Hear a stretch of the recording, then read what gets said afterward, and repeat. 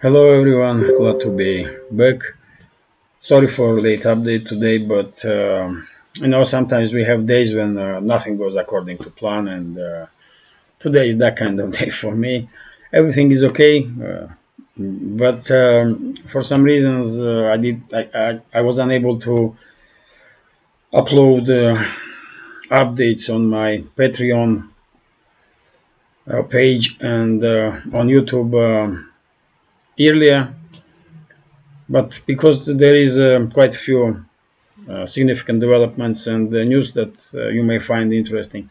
I had to make this update. I hope you will find it interesting. And also, I will note that I did make update for my Patreon channel. And if you are interested, you can watch it. It's about life in Russia in general. It's about I did make video in city center here in one of the malls, shopping malls, and in one of the supermarkets. And I also talk about my plans on nearest future.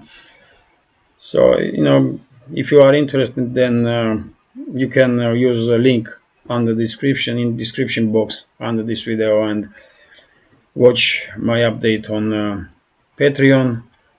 It's not just for subscribers. I did ask permission from my subscribers to make this video open to watch because I see quite a big interest from many of you yesterday when I make announce about topics that I will showcase in today's update there. So yes, it's up to you. If you're interested, you can check that video. Now let's make this update, and yes, let's begin. Today is 5th of March. Now it's 20 to 8 in the afternoon Moscow time. I'm Levan Gudadze, and this is my channel in which I share latest updates on the news that are making headlines in Russian media outlets and Russian language pages on different internet platforms. As I just mentioned, there is quite a few very significant developments and news that I'd like to share with you for this moment. But before I start, let me once again emphasize how grateful I am for your time, attention, and support. It truly does mean a lot to me, so thank you very much. Now let's talk about news, and I will start with information that I see on Russian language Telegram channels. Few minutes ago, I did share video on my Telegram channel, but I cannot show you here because it's quite graphic. In that video, you can see factual evidence of possible use by Ukrainian armed forces chemical weapons. I'm not a military expert. I'm definitely not expert in chemical weaponry. But what I see on that video, it's truly something not ordinary. Let's say this way, and I'm quite sure there will be investigation. And in next few days, we will learn what happened in that instance. This is not the first time when we have reports about possible use of by Ukrainian armed forces chemical weapons, and it seems like in desperation, neo-Nazi units of Ukrainian armed forces are crossing every possible red line that there is. So probably in the future we will see more and more these kind of war crimes from Ukrainian side. Let's continue with news, and here we see RIA Novosti's report, which is based on publication in Wall Street Journal, according to which Ukrainian armed forces lost in Bakhmut and the surrounding areas some of its best units, best brigades, and this is actually true. I did talk many times before that Bakhmut was used as a kind of trap by PMC Wagner.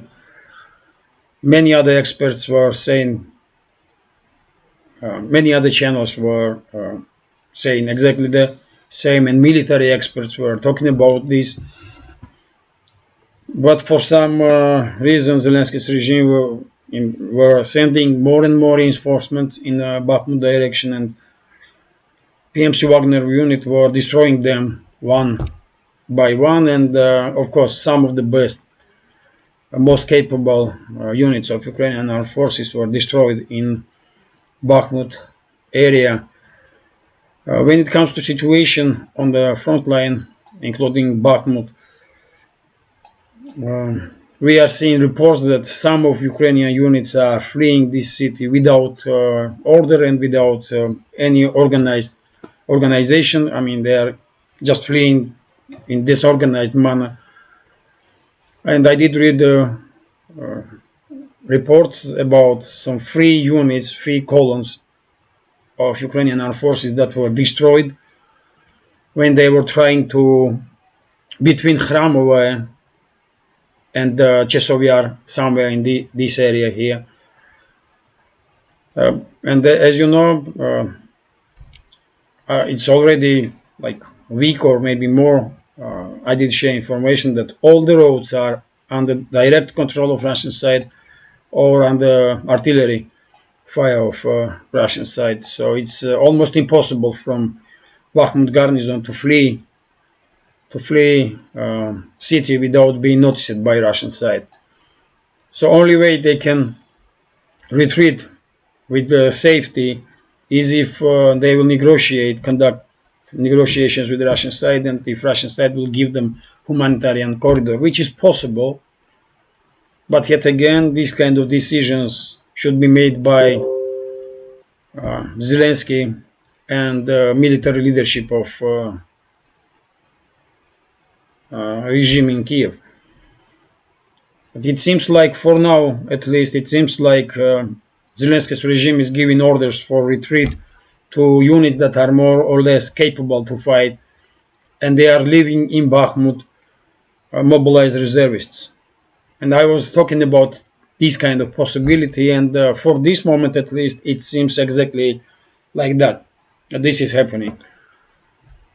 Mobilized reservists have been left in Bakhmut, and more or less battle-ready units are retreating. In general, you can see in all along front line some heavy artillery clashes, and also close range fight between Russian and Ukrainian forces in the direction of Donetsk.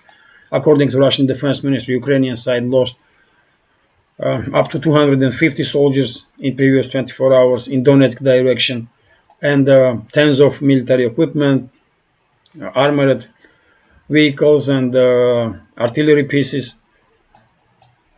And quite similar situation is in direction of Krasny Liman.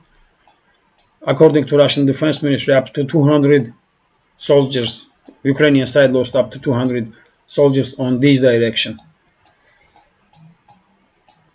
And this is acknowledged, these clashes between the sides, close range clashes, are acknowledged by even this pro-Ukrainian, map. So yes, that's a general update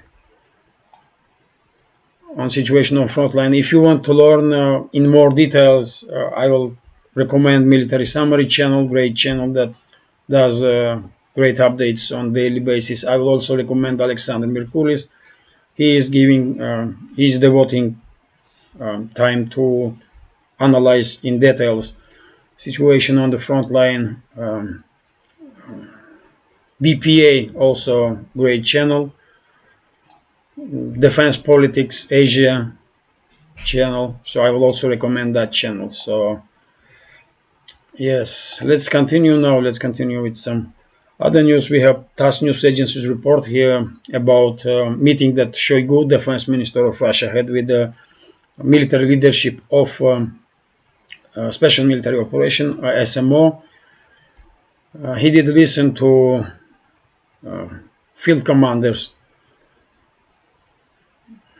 He was on the front line like yesterday, if I remember correctly.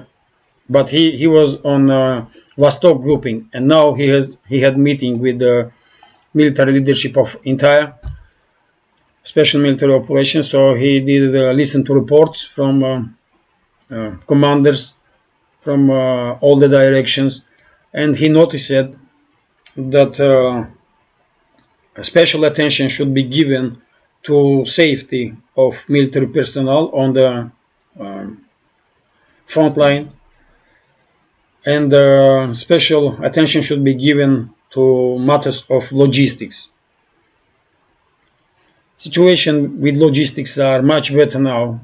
Everyone is acknowledging this, that situation with logistics is much better now than it was, let's say, 5, 6, 7 months ago.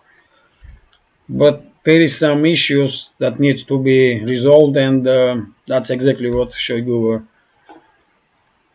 talking about. Let's continue. RIA Novosti is reporting here based on statements that official in Zaporozhye region made, Vladimir Rogov, according to which Ukrainian forces began to build up some new grouping in Zaporozhye region, and they are beginning to build up group that will take part in offensive in direction of Mariupol. That's something new. Let me show you on the map. This Mariupol is here. No, Mariupol is here. So before it was talks that Zelensky's regime will conduct offensive operation in direction of Energodar, which is here, Energodar, then Melitopol and Berdyansk, and today we see a statement that Zelensky's regime may begin offensive operation in direction of Mariupol. Anything is possible, really. I mean, Zelensky's regime may plan any offensive in any direction, but to be honest, I don't see how they're gonna manage to successfully conduct any counteroffensive in any direction, really, including Mariupol. I spoke about this topic earlier. Now Rogov is also saying that Zelensky's regime is planning to cut this land bridge between Crimea and mainland Russia. That's why they want to conduct a counteroffensive in direction of Mariupol, but they can do it also if they conduct offensive in direction of Energodar, Melitopol, and Berdyansk, and then Mariupol if they are successful. But as I said many times before, only way Zelensky's regime will ever achieve control over this territory here is if Moscow will give orders to Russian forces to withdraw from this area. I hope this kind of order will never come to the units, because in battle Ukrainian forces will not be able to defeat Russian army. They have no chance. I'm quite sure about it. But again, if political decision will be made to withdraw from these areas, or if this kind of decision will be made by leadership of Russian armed forces, then anything is possible. Then anything is possible. According to Rogov,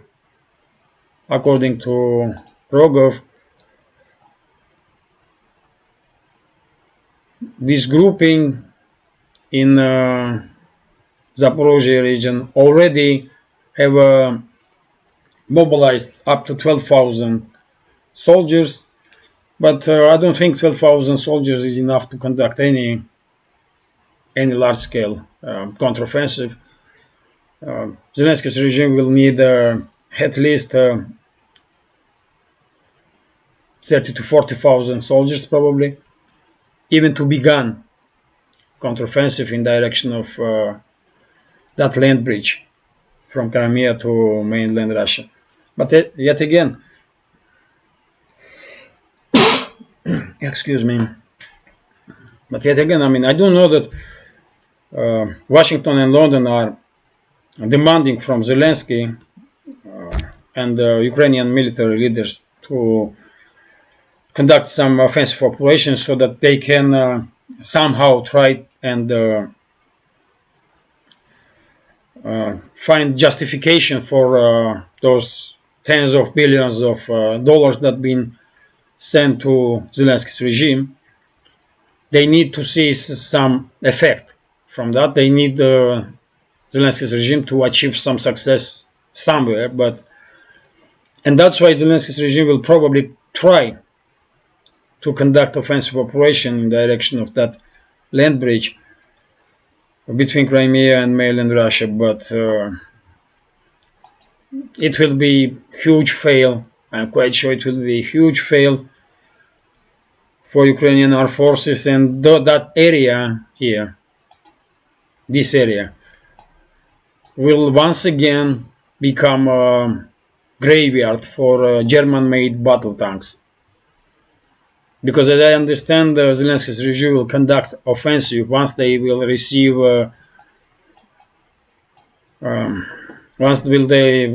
most of the German-made Leopard 2 tanks that they were promised by European countries, including Germany itself. So this territory will once again become graveyard for German-made battle tanks, and not just, because nowadays majority of armored vehicles in Ukrainian armed forces are Western-made, not just German-made, but Western-made, British ones, American ones, French-made military vehicles. So they all will be destroyed in this area. That's what will happen. Let's continue, and we have TASS News Agency's report here that first two pilots from Ukraine already are in USA, and they will undergo training to fly on F-16 fighter jets. As I said many times before, it's only a matter of time, and Western-made jet fighters will be introduced to this conflict in Ukraine. But I think it will happen only after Poland will manage to build up this anti-Russian coalition that Warsaw is trying to create.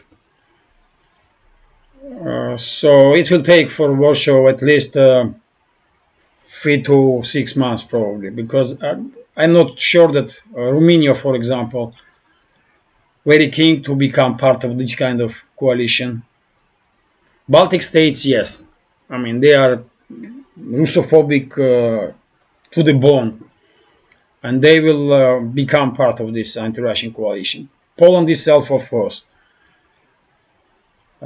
Maybe even Slovakia, maybe Czech Republic, possibly. Few other European states. But it will take some time to build this coalition. And as I mentioned many times before, my reading of this picture is that Warsaw wants, and probably Warsaw has permission from Washington and London. So Warsaw wants to build up this coalition, anti-Russian coalition, and under umbrella of this anti-Russian coalition, introduce its forces to a battlefield. Maybe not just in Ukraine, because who knows, man, Polish elites are quite out of touch with reality, and they may even try to conduct offensive operation in direction of Belarus. And if this happens, then we may see attack on Belarus not just from Poland but also from Baltic states.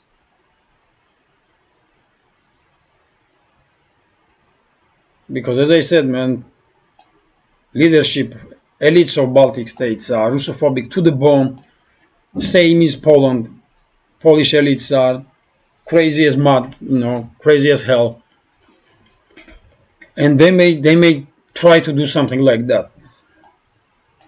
Russian response will be devastating for all these countries, man. And NATO's fifth article will not work in that case.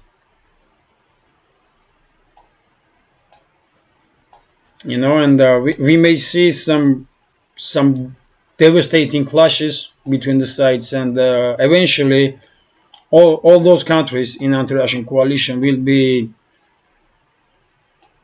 be heavily punished. Let's say this way, by Russia. That's what will happen,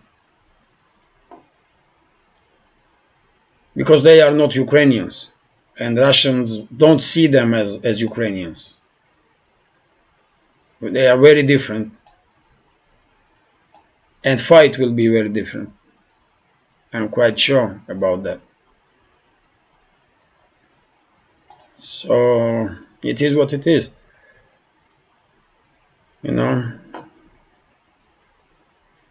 So this kind of news, man, this is just cover up. This is cover up because everyone knows once these Western jets will be introduced to the battlefield, they will be piloted by Western pilots, and their maintenance crew will be also from NATO member states. But for plausible deniability, they are issuing this kind of news. They are pushing this kind of news in their propaganda, just to create picture that it's just look at it. Ukrainian pilots are already training, here, and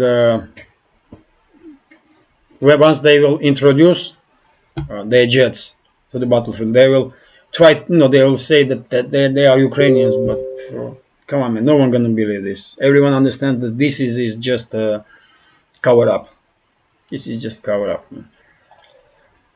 Let's continue.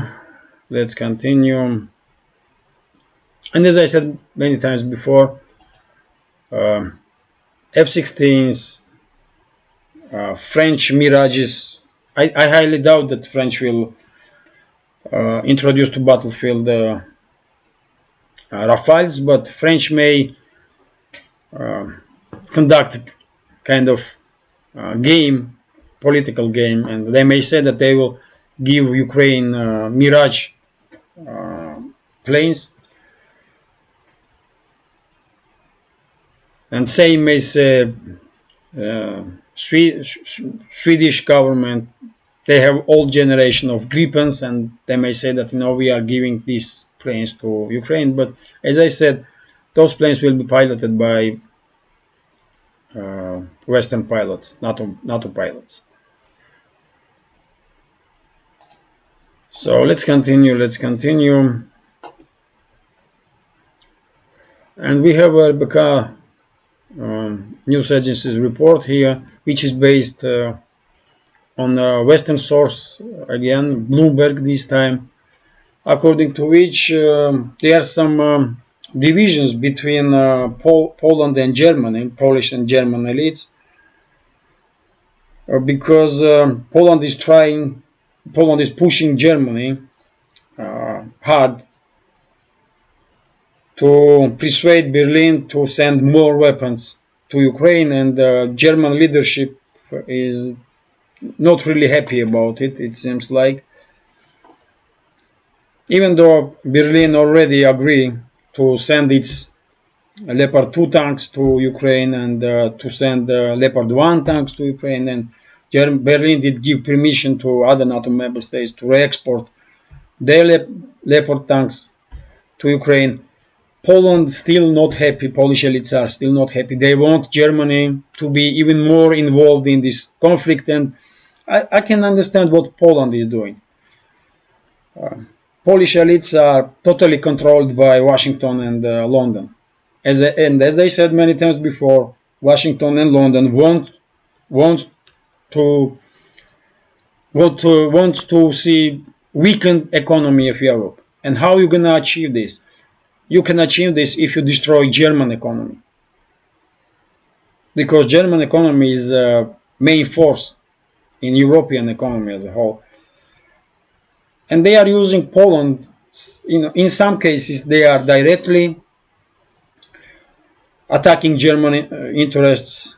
In some cases, they are using some other states, and we are seeing exactly this now with Poland. And it's just unbelievable that German elites, um,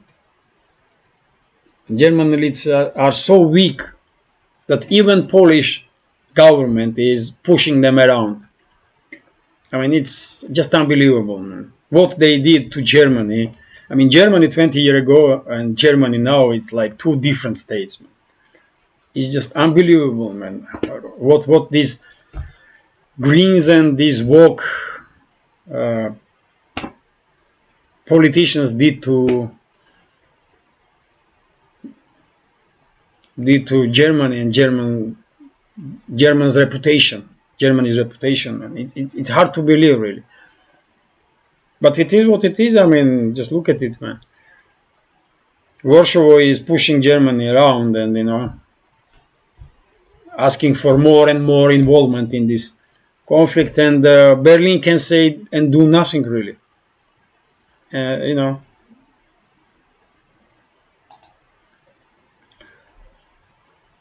So we have information here. That's exactly what I was talking about. Just look at this information, man. This is RIA Novosti reporting that Rheinmetall, this German company, great company in military industrial complex of Germany. This company is one of the greatest in the world, really. They have top technologies. They are there. They're making some good stuff. But yet again, Germany's leadership is under pressure. And because German leadership is weak, this goes to industries of Germany also. And now we can see here that Rheinmetall will buy from Switzerland 100 Leopard 1 tanks to transfer those tanks to Ukraine. How crazy is this, man? I mean, just how crazy is that? When it comes to Switzerland itself, I mean, this country was positioning itself as a neutral state, but I don't think anybody in the world will take them as a neutral any longer. This information alone proves that Switzerland is not neutral, because they knew those tanks will be transferred to Ukraine, isn't it? And they still sell. They still are planning to sell those tanks to Rheinmetall, and we did have previously many other informations that companies from Switzerland did permission, and government of Switzerland did give permission to NATO member states to re-export some weapons that were made in that country. So Zurich no longer can say that they are neutral. We say Zurich in Russia, but in English it's Zurich, isn't it? Switzerland. So yes, quite interesting news. As I said before, once Ukraine will receive all those promised tanks from NATO member states, they will probably try to conduct offensive operation in direction of this land bridge, in direction of Energodar, Melitopol, Berdyansk, maybe even Mariupol, maybe. But only way they will achieve control over this area is if Moscow, for some strange reasons, will give orders to Russian forces to withdraw. Because in battle, Ukrainian forces will never defeat the Russian side, never. Let's continue now. It's about Germany again. This is Lenta.ru, media outlet, and we have a statement from Scholz, German Chancellor. I don't even know if statements of Scholz means anything anymore, but formally he is the Chancellor of Germany, so So he stated that Germany may give security guarantees to Ukraine after this conflict will be ended. So, yes, statements about this statement is about nothing basically, because after this conflict will end, maybe no Ukraine left. There may be no more Ukraine to give some security guarantees, isn't it? Because Russia will take full control at least over the entire south and east parts of Ukraine, from Kharkov to Odessa, and then even further in direction towards Pridnestrovia, up to Pridnestrovia, Transnistria region. That's minimum, because in these areas predominantly live Russian speakers. Poland will definitely take control over the Lvov and some parts of western Ukraine.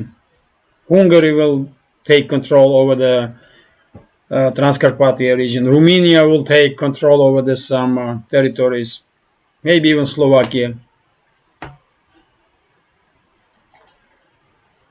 So, what will be left from Ukraine?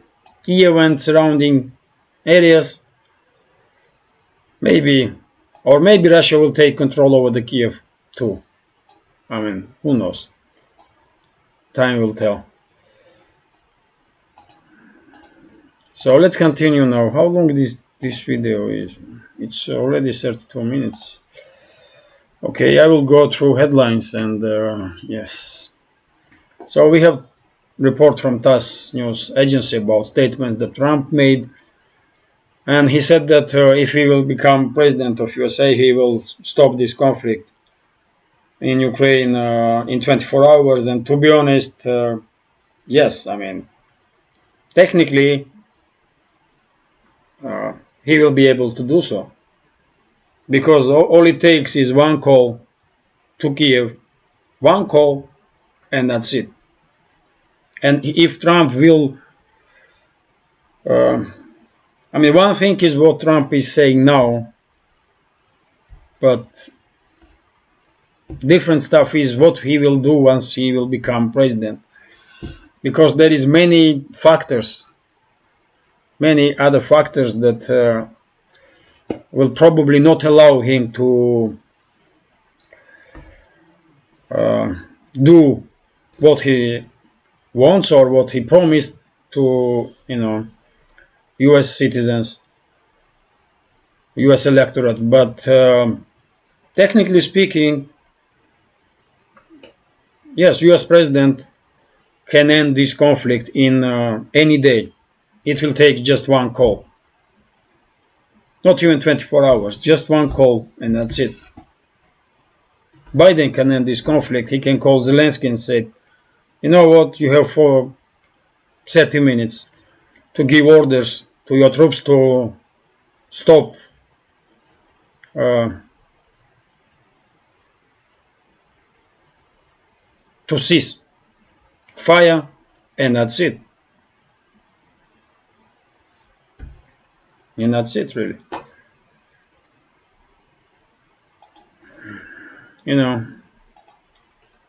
Let's continue. We have RBK news agency's report. Oh, that's interesting. Wall Street Journal did a report. This report is based on an article that Wall Street Journal published, according to which when Biden was in Poland just recently, like a week ago, He did pressure leadership of Latvia and Estonia for the extreme anti-Russian stance. And I take this information as not Biden did pressure leadership of Latvia and Estonia, Baltic states basically, but White House, Biden administration did pressure them because they truly are, I mean, too extreme even for Washington. Man. They are too Russophobic, too crazy. I mean, elites of Baltic states, and they were asked to not talk about and did not did not demand and stop demanding defeat of Russia, because as you know, leadership of Baltic states and also Poland, and not just them, in Western Europe also, leaders of those states stated many times that they want Russia to be defeated. And this is impossible. This is impossible even theoretically. So, but these kind of statements builds in society false assumptions that Russia will be defeated. And this is bad for elites in general, because, I mean, there are some clever people in Western elites, isn't it? And they do understand very well that Russia would not be defeated. It's impossible. And once this conflict will end, most definitely on Russian terms, they need to have in the West some leverage to somehow defend themselves from anger, public anger. And that's why they don't want this kind of crazy statements from these, extremely Russophobic countries and the demands that Russia should be defeated. Because, I mean, if a public will truly start believing, I'm quite sure majority in European states probably do believe, because of propaganda, they may probably believe that Russia will be defeated, today or tomorrow. But this will not happen, and Western elites will have some hard time when this conflict will end on Russian terms. They will have some hard time to justify all those military, spendings for Ukraine, justify all those tens of billions, hundreds of billions, basically, that was sent to Zelensky's regime, to justify everything that they did in last 12 months. And then we probably see some massive political crisis in many European states, maybe even in the UK and in the USA, maybe. Because once people will realize how much money was spent for nothing, not for nothing, because for those elites, it's not nothing. They make billions, man. They become rich. But for ordinary citizens of USA and Europe, those money were lost, isn't it?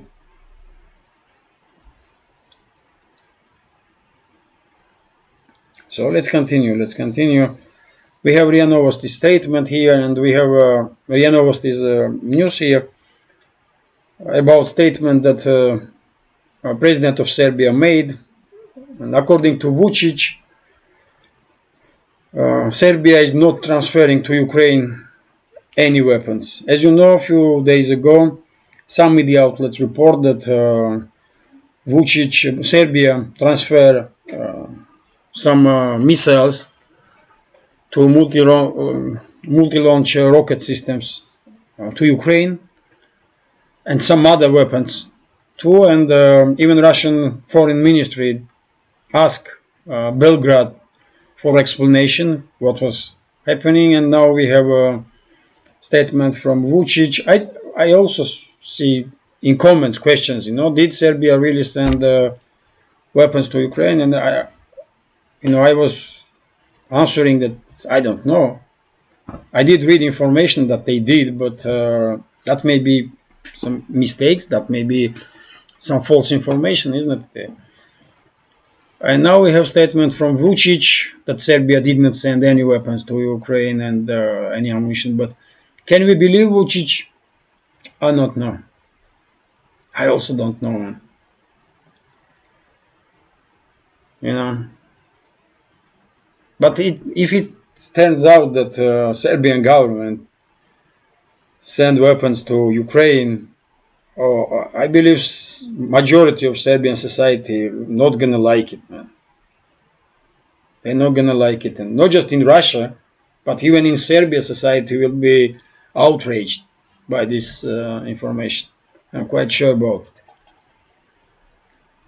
Let's continue. We have Kommersant newspaper here, which is reporting that, that's something strange at least. We have reports here that in Poland some sabotage has taken place, and two vehicles, two medical vehicles have been damaged by some unknown people.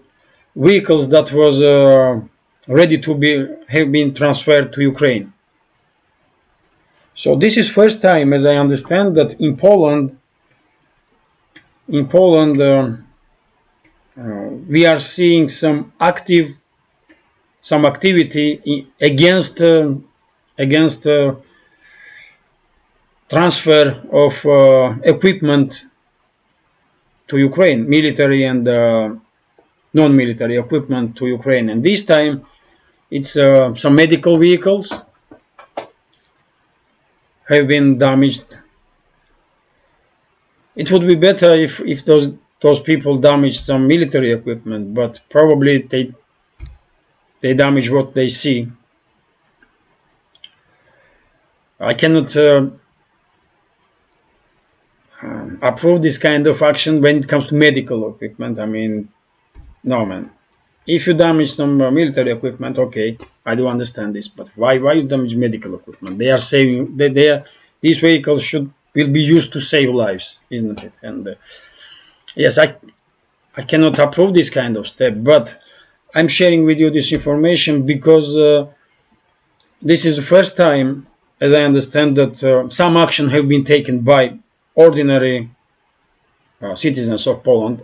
I assume this was done by Polish citizens. So it's first time when some action have been done to somehow,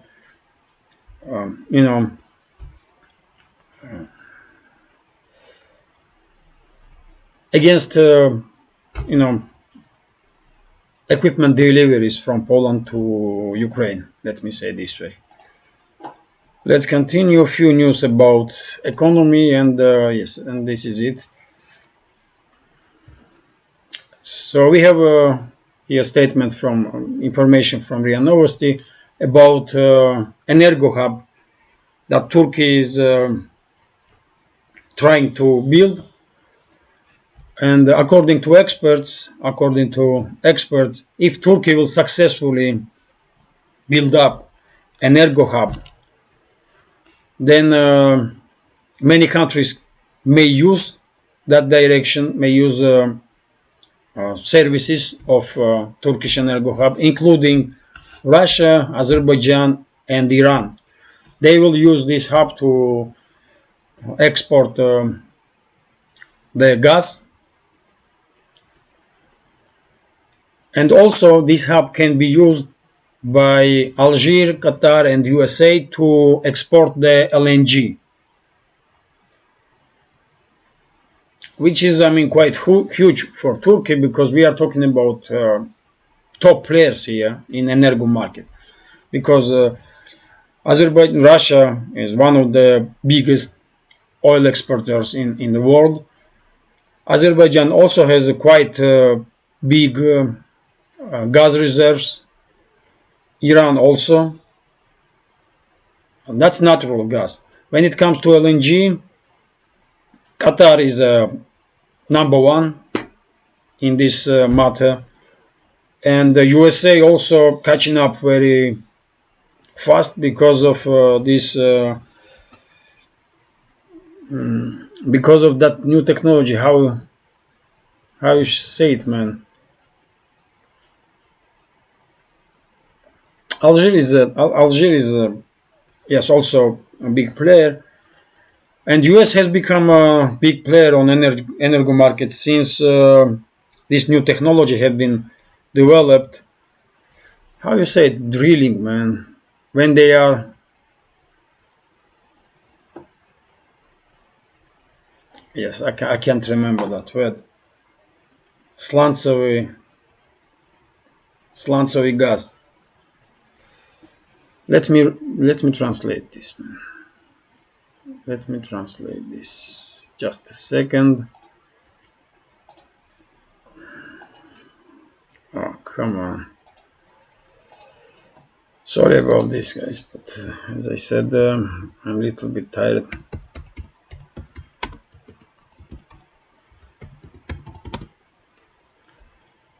It's not a shell, man. It calls somehow differently, but I cannot remember now. Anyway, so US is a big player now because they are using new technology to remove from ground oil and gas. They are using hydraulic pressure, and they are basically making cracks in the ground, and it's very poisonous. It's very poisonous, and many experts are saying that this technology is, much worse than traditional methods of traditional methods. But in US, it's main thing now, and that's why US has become not just self-sufficient when it comes to energy, but US is becoming a big player on energo market too because they are selling now oil and gas on the world market.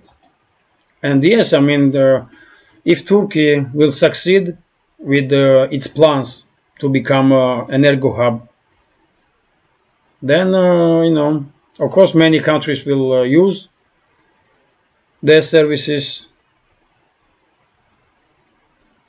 and Turkey will make a lot of money from this, of course, and Turkey will gain not just economical but also political powers. That's also comes with this game.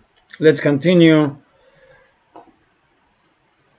So TASS news agency is reporting about slowing down of Chinese economy. So according to latest data, in 2022, Chinese GDP rise. Chinese GDP slowed down up to 3%. No. So Chinese GDP rise only for 3% on 2022, when the expectation was 5.5%. So experts are saying the Chinese economy is slowing down, but this is not just, and here we can read that one of the reasons is this conflict in Ukraine, but let's be honest, this is not main reason. Main reason is that almost entire world was shut down because of lockdowns, and China is not exception. There was some heavy lockdowns in China though, and of course Chinese economy did slow down. It's just logical. It's just logical, and it's not good for world economy, of course. When big economies like US and China, when they are slowing down, it will impact entire world's economy. But yet again, in this case, I mean, what you can do. Let's continue. TASS news agency is reporting that Russian import returned to positions that it has in 2020. So before all this crisis in Ukraine and stuff. So yes, this is that's what experts were saying. And even though I'm not not an expert in economy, I was also saying that despite Western sanctions and despite that fact that many Western companies left Russia, Russian businesses will find some other partners in this world, because world is much bigger than Europe or North America, isn't it? And that's what really happening. That's what really happening. And China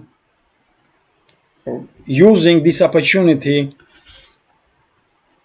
to introduce itself in a massive way on Russian market. Chinese companies are happy probably that Western companies left, because they are becoming main players on market with 150 million people.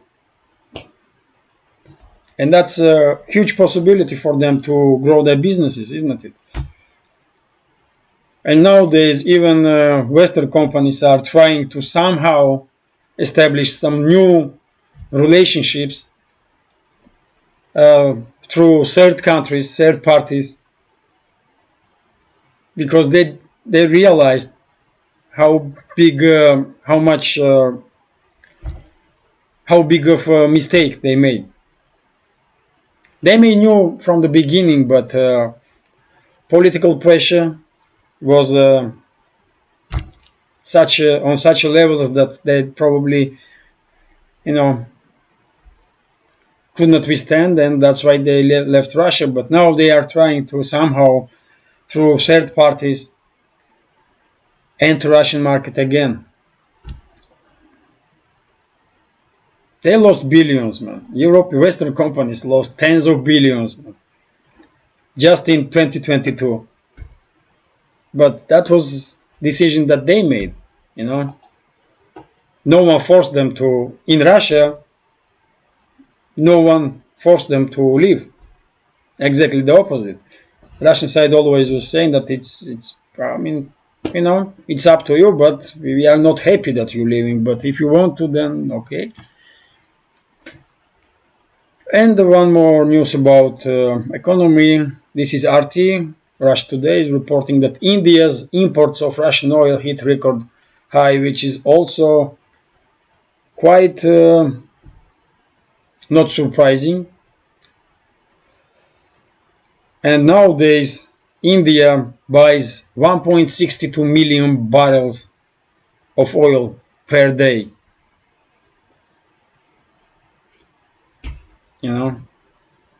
India is the third largest, as I understand, India is the third largest importer of oil after USA and China. And Russia becoming a major supplier of oil for India. 1.62 million barrels a day, man, that's huge. And I'm quite sure large portion of this oil will end up in Europe eventually, but price will be very different than if Europeans will buy this oil from Russia directly. But it is what it is, man, and I applaud Indian leadership for strength that they are showing, because Western statesmen, US in particular, pushing hard to somehow force India to introduce sanctions against Russia, but New Delhi is saying no. Just let us do our we will find out how to deal with our lives. Just stay away. That's what India is basically saying to Western elites, and it's great, man. To be honest, I did not expect that Indian leadership will withstand pressure from USA, but they are. At least for this moment, they are standing strong, and I can only applaud for this, you know. So this is it. This is it for now. This is it for now. Of course, there are many, many more other news, but this video is already too long. It's 55 minutes. Wow. So once again, sorry for late update. I couldn't make this update earlier, but I hope you will find it interesting. And if so, please hit that like button, leave some commentary about any topic you like. And if you can, please share links to my videos or my channel with your friends on Telegram, Facebook, Twitter, and or any other platform that you are active on. That will greatly increase my chances to reach wider audience. And of course, I will be very grateful for this help. And if you can, and if you want to, you can support my channel through Patreon and PayPal. You will see links under the video in description box. So yes, this is it. This is it for now. I hope you had a great weekend. I wish you successful week. And you know, thank you very much for your time, attention, and support. Take care, and see you soon.